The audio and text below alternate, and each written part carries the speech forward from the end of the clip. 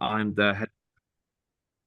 Okay, I am head of classics at St Paul's School in London, and I just thought I'd talk a little bit about things that I've found with advising pupils how to write essays, especially in ancient history, at all levels. So specifically focusing on GCSE and A level, looking at some of the common pitfalls that pupils will struggle with, but then also looking at some of the specific questions at GCSE level, so the 20 plus 5 and the 20 marker at GCSE, and then A-level essays to sort of look at how to put this advice into context. So we should be able to see my presentation, if that's can sort I just get confirmation that's all Yeah, settled. that's working. Yeah, excellent. Okay. So this is what we're going to look at about structuring essays, how pupils can actually look at an essay title and then figure out what the best way and might be to answer it and what sort of things they need to include in it. We'll then look at each of the individual essay types at exam levels, and then things about how to actually aid revision and organize knowledge at various instances as well.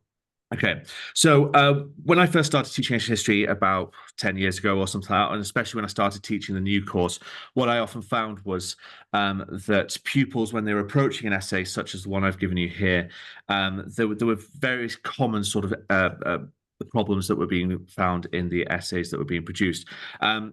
The most common one that is being the issue that pupils have is that they just focus on the time period events and lead to a narrative heavy essay. So what they do is they focus too much on the content. They see the words Persian Wars, they see the words 492 to 479, and they think, right, that's what I need to talk about, and they essentially just narrate the time period, which obviously is quite a common thing that we have, but also something that pupils need to be trained not to do.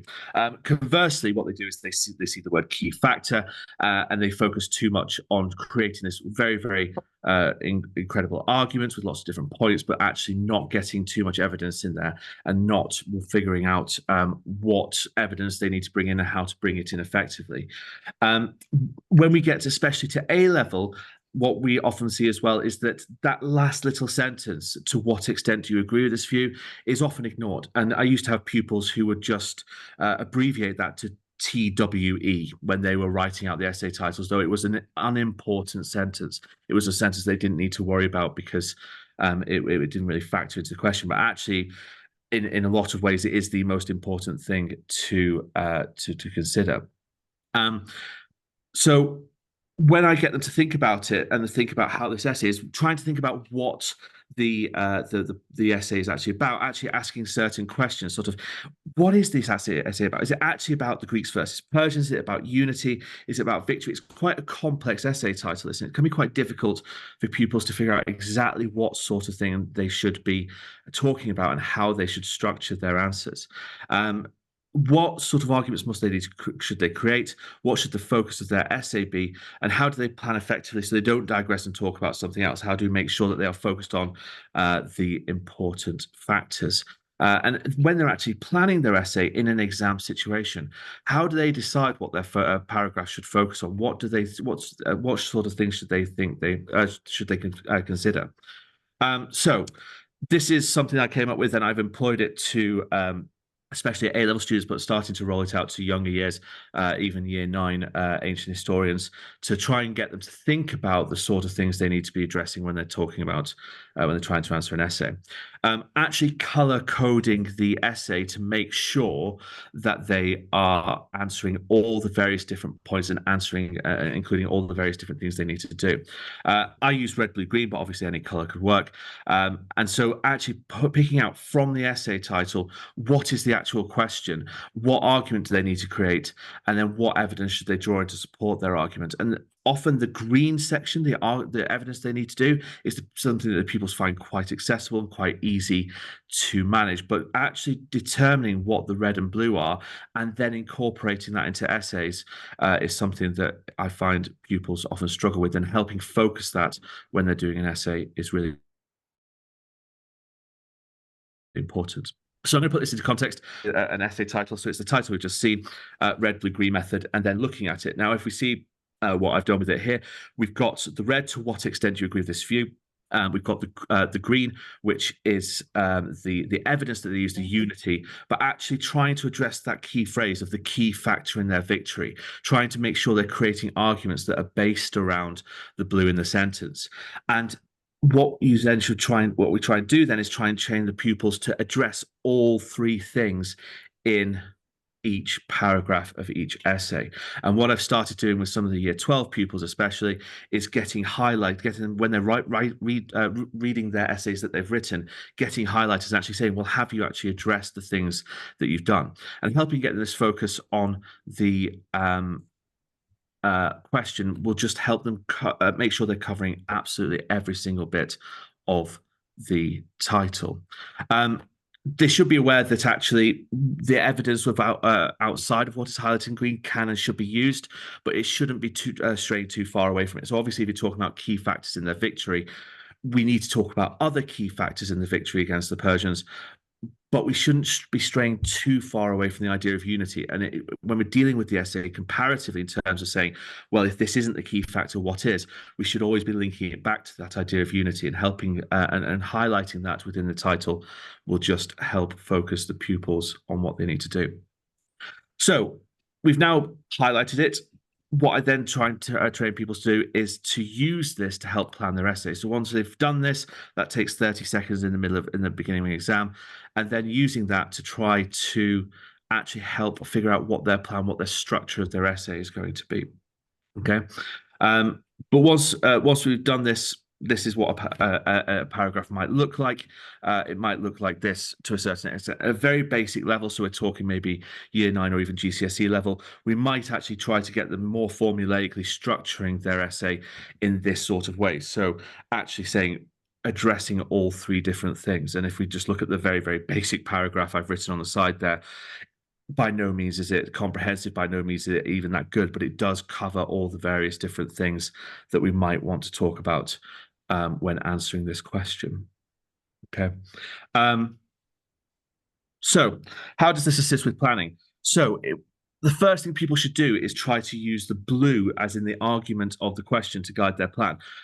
This is something that the pupils actually, our pupils at least, really struggle with when they're creating their essay plans, because the first thing that they do is they start talking about, well, Salamis is important, and we've got Thermopylae is important, and we've got Plataea is important, and the league of the meeting at Corinth is really important. None of this actually is that important when you're deciding what your arguments should be.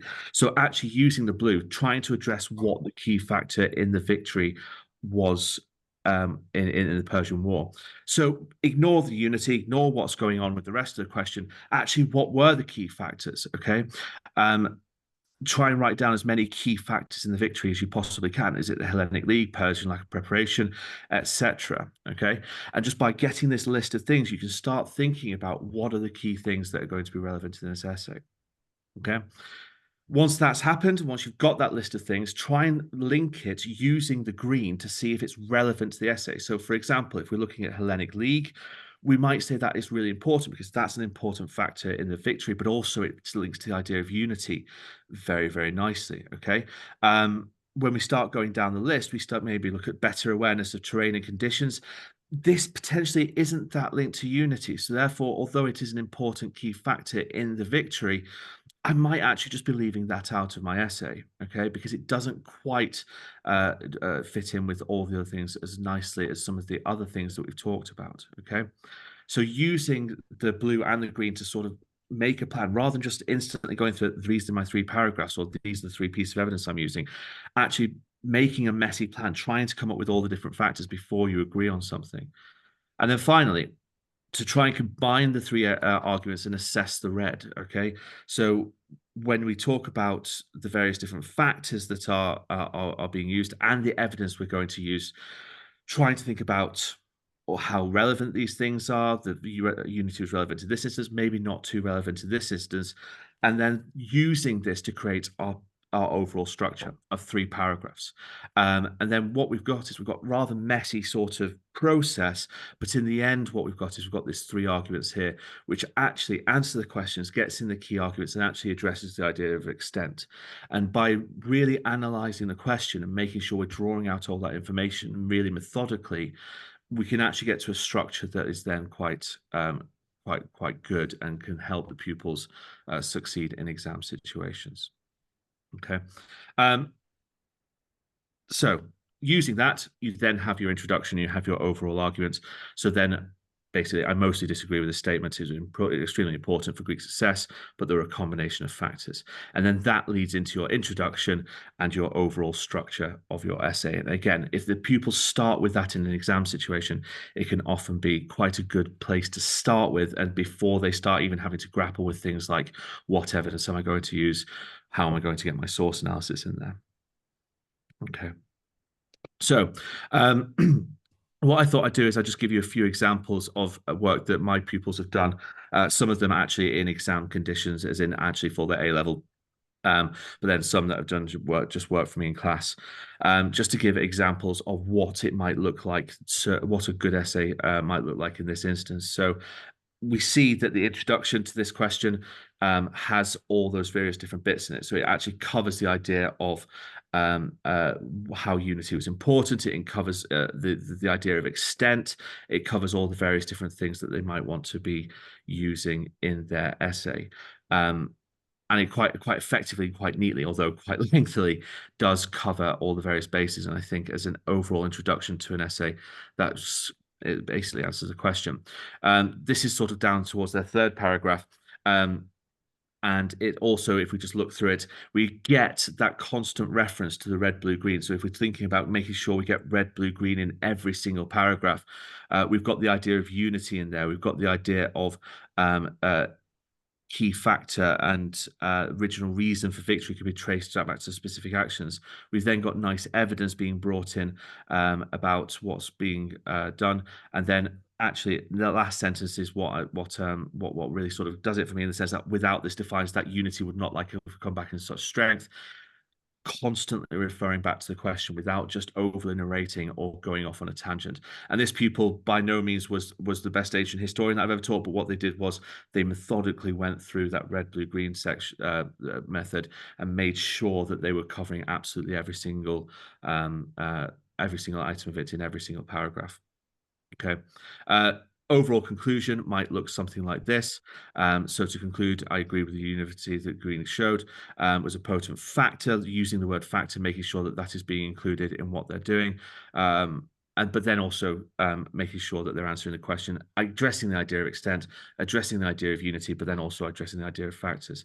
And if they make sure that that is constant throughout their essay, then they might be doing quite well, and they might be making sure that they get everything they need to get in.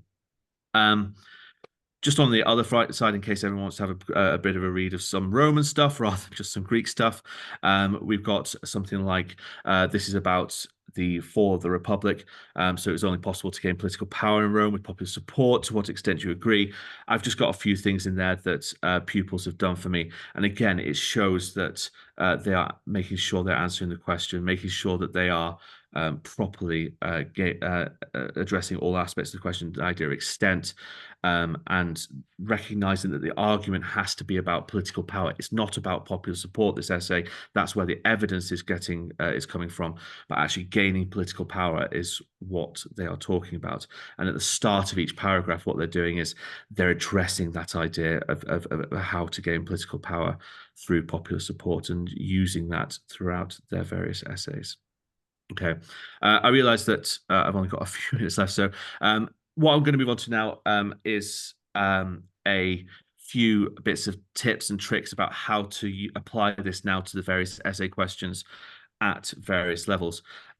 So GCSE 20 plus 5 marker, this red, blue, green is really, really important. The exam board are very, very focused on making sure pupils address second order concepts. And it appears in all the mark schemes and appears in all the advice given by the exam boards and textbooks about how to answer these sorts of questions in the GCSE. This red, blue, green, especially the blue trying to find the argument, really, really helps them focus on what they need to do. When they're doing this as well, when they're creating the arguments, it will stop them doing from what a lot of people start off doing when they're doing the Persian kings. They know all the information, they know all the facts about the kings, and what they do is they just tell you what happened to each king in order. So Cyrus did this, then Cambyses did this, then Darius did this. And actually, this structure of how to answer a question just helps them think a little bit more comparatively. And if they're dealing with things comparatively, they're not necessarily just going to discuss the kings in order. They are going to address second order concepts, and they are going to start comparing what the kings did. And that's essentially what this question, what stronger pupils will do in this question, is not just say what the kings did, but actually take two or more pieces of information about multiple kings and compare it and say how they are the same, how they are different. And again, I think the red, blue, green method really helps with that in a lot of instances. So, for example, the building projects of the Persians were the greatest achievement. It'd be very tempting to say, well, for Cyrus it wasn't, for Cambyses it wasn't, for Darius it was, and for Xerxes it kind of was, but kind of wasn't.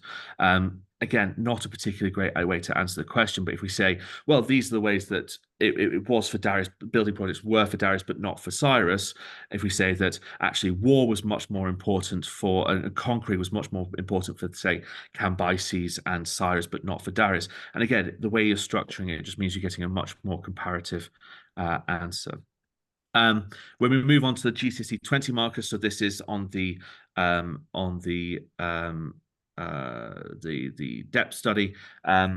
This is for me the trickiest question in the entire GCSE. It's the one that pupils most struggle with. It's the one that we struggle to teach the most because it's a bit of a minefield and it can be quite difficult to get a sense of what's required. The piece of advice that we give pupils is that out of the 20 marks, they absolutely must be discussing sources and authors. And we tell them very, very early on, very, very quickly, that if they don't mention any authors or any sources or anything at all that is related to that, the maximum mark they can get is 4 out of 20. So they could create an absolutely fantastic essay with all these pieces of argument, etc., in all the wonderful evidence. And if it doesn't mention the sources at all, we tell them that is 4 out of 20. You cannot get any more than that. If the sources are sort of alluded to, so if they sort of talk about Herodotus, sort of talk about Plutarch, then the max they can get is 8 out of 20. And if they do one piece of source analysis, the max they can get is 12. So we see that the weighting of this question is very much on getting the sources in. And so one piece of advice we give them is actually just start each sentence with the name of an author. So don't say Pisistratus enacted these reforms or the Athenians won at Marathon or whatever, but say Herodotus says that the Pisistratus enacted these reforms and Herodotus says that they won at Marathon. And then instantly the pupils are starting to think about actually discussing the sources rather than just talking generically about events. We came up with a sort of list about what sort of source analysis you might want to be talking about at GCSE level as well. And I've put the list of 7 things there. I don't think the source analysis needs to be incredibly comprehensive at this level. It does need to be thoughtful. It does need to be accurate, but I don't think it necessarily needs to be something that is akin to the sort of A-level standard, where they have to be making very, very insightful comments about the nature of an individual source and the effect that the authorship has on it. And so we just say, if you can get something on here, sort of, if this is an open or closed event, this will be something that we can talk about. If it is a piece of archaeological evidence, that's really, really good for us to talk about as well. Just on the GCSE side as well, I'll share something else just briefly. We do make sure that we give them this. I just hope that I can see. And again, I'm happy to sort of share this around if it helps, but essentially the GCSE, big problem with GCSE is you've got 10 questions each, which has a different skill that is required to answer it. And so what we do is we make sure that we give them this document, which has a very, very detailed breakdown of second order concepts, but also how to answer each individual question in detail. And again, this is something that we're very keen on making sure that they do to make sure they are properly answering the exam questions as effectively as they can. Cool. On the A-level front, what we need to make sure we do is we need to make sure we cover as much of the period as possible. We do advise our pupils to quote. They don't need to quote by any means, and they can get the highest marks without quoting. But we do advise our pupils to do it to a certain extent because it just helps them, again, focus on very, very specific piece of evidence. The advice from the exam board and the advice from about A-level ancient history is that if the examiner can tell where a piece of information has come from, then that's specific enough. So if they can say, yeah, that's Thucydides 2 point whatever, then that's great. If they can't and it's generic, then they're not going to get much credit for it. The best way to tell an examiner you know where you've got information from is to actually just say, here's a quote from this section. So we do advise pupils to do it, and or at least very specifically paraphrase if they can't. Try to use many as authors as possible. It's quite difficult in some of the modules at A level because the Greek side, for example, there are just Herodotus, Thucydides, and Xenophon with a few little bits of other sources, but try to include as many authors as possible. The difficulty at A level we find is once you've got all this creation of argument and structuring of essays sorted, is actually this source reliability. And a lot of our pupils usually get to start writing good essays by about spring of the year 12 year. They don't really get the source analysis until right towards the end of the year 13 and just before their A levels, because it does take a while to bed in. But the idea of specific source reliability, not generic authorship, try and get it in once per paragraph, ideally with every source mentioned. So, for example, this is a an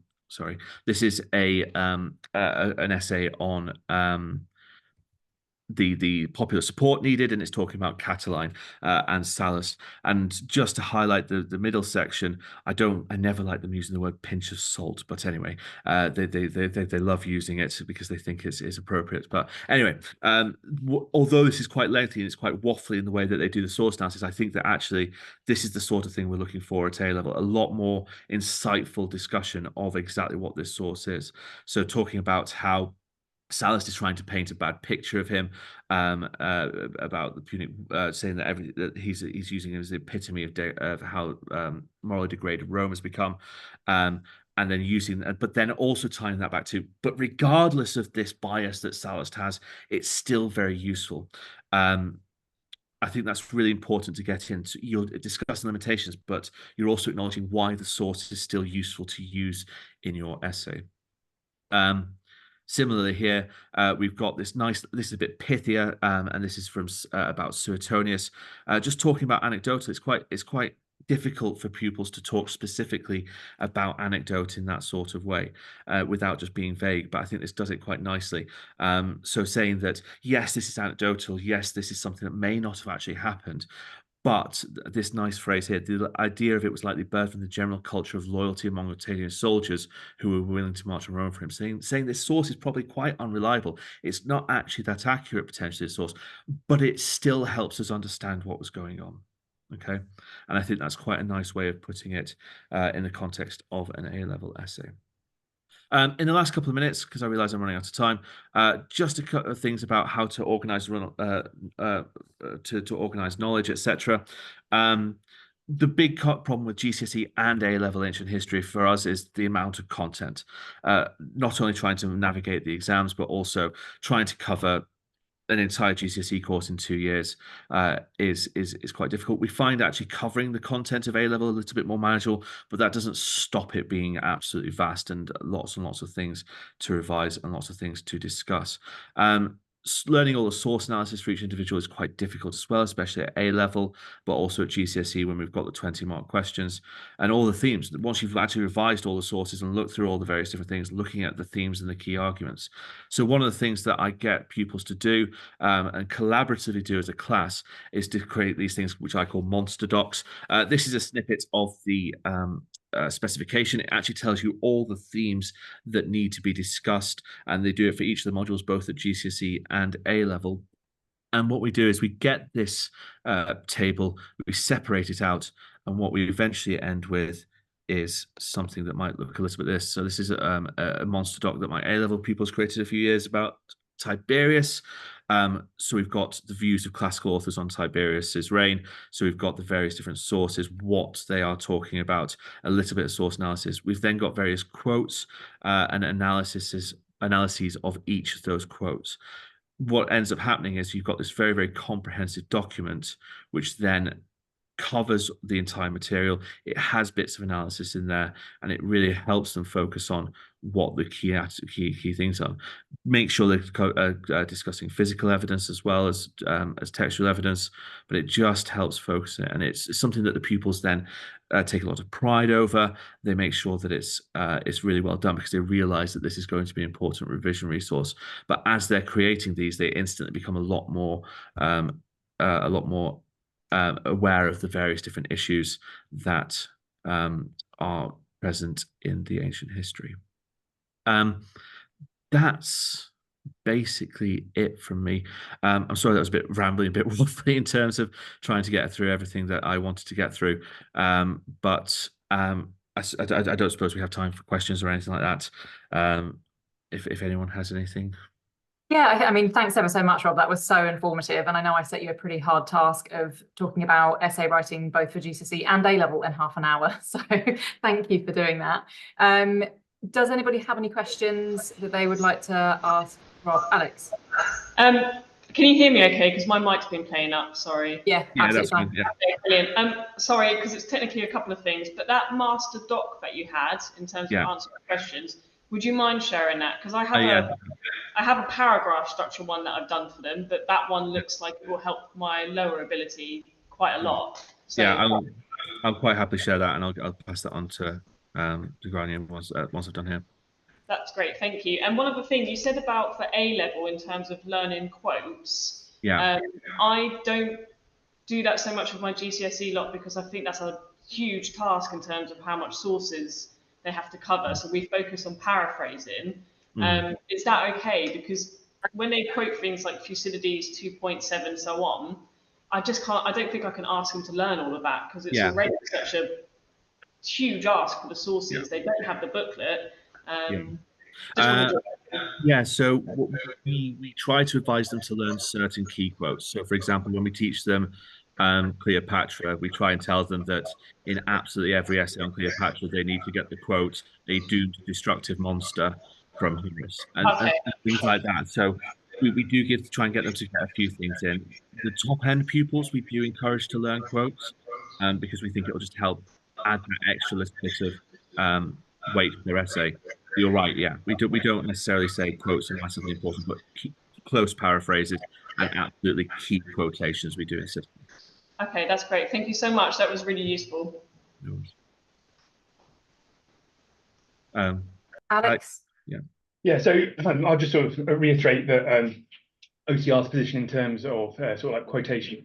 I think that the examiners appreciate that it's a stressful condition taking sort of these exams.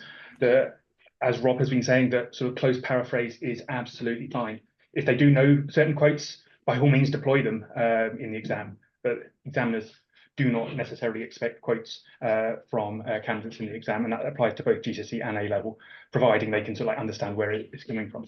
I think I just wanted to sort of like comment on sort of the 20-mark depth studies in the GCSE. I think Rob was given some guidance as to what he does to perhaps encourage students to use sources in their answers, which is very important given that it's half the marks.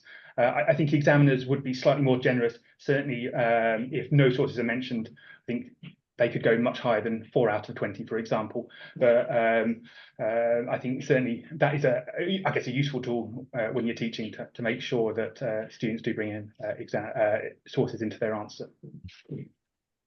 Yeah, exactly. I wasn't trying to suggest that that's how the exam board marks it. I was just trying to suggest that it's what we try and encourage our pupils with by making sure that they do it to basically just ensure that they get it in. All right. Thank you ever so much, Rob. That was so useful. One final question from Elizabeth is whether you'd mind sharing your email. Are you happy for me to put you and Elizabeth in touch?